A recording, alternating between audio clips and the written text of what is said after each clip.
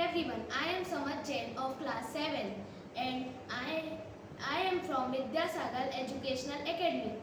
It is lemon water and it is acidic in nature.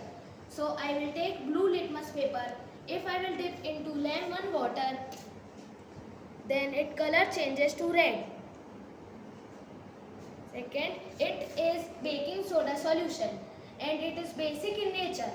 I will take red litmus paper. If I will dip it into baking soda solution, then it will change to blue.